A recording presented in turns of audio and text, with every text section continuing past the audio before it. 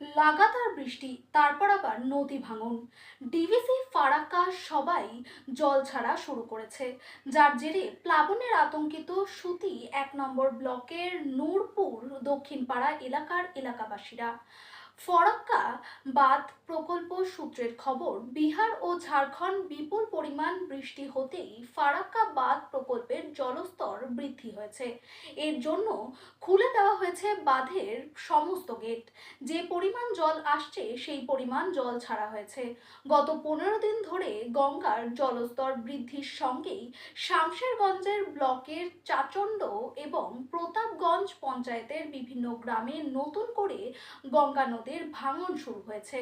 প্রতাপগঞ্জ পঞ্চায়েতের অন্তর্গত লোহরপুর শামশেরগঞ্জ গ্রামের ইতিমধ্যে বেশ কয়েকটি বাড়ি নদী গর্ভে চলে গেছে।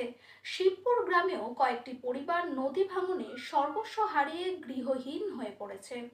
ঘটেছে মানে এই যে নদী ধরেন বাড়ি এখান কাটার সম্ভাবনা চলে এসছে নদীর সাইডে। কালকে ওইখানে একটা ছিল, ওই মানে গাছগাছালি ওখানে ছিল, ওটা পড়ে গেছে। ওটা পড়ে গিয়ে ধরেন আজকে মানে কালকে পড়েছে, আজকে থেকে এখন পর্যন্ত কোনো লোক সিদ্ধান্ত নিচ্ছে না।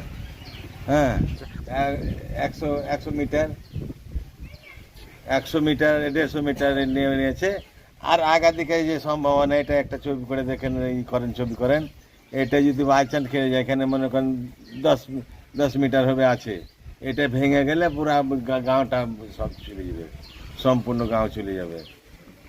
আমার বাড়ি ধরেন এখান থেকে 100-100 মিটার হবে।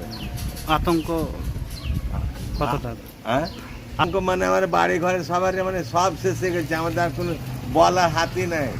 আমার বাড়ি যে সামনে দোকান বাজার সব মাল রেখেছে, কী করবো আমি?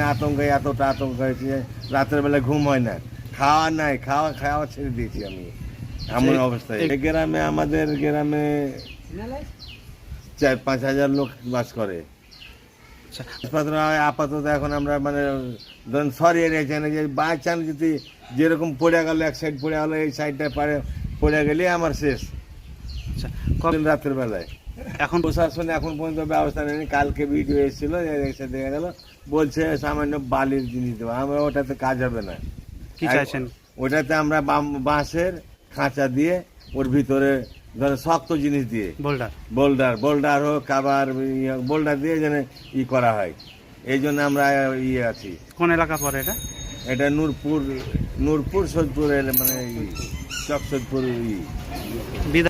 বিধায়ক আমাদের প্রধান আব্দুল জামাল মন্ত্রী সাহেব এসেছিল না? আসেনি। আপনার নাম? হ্যাঁ, আপনার নাম? আমার নাম শামসুল হক।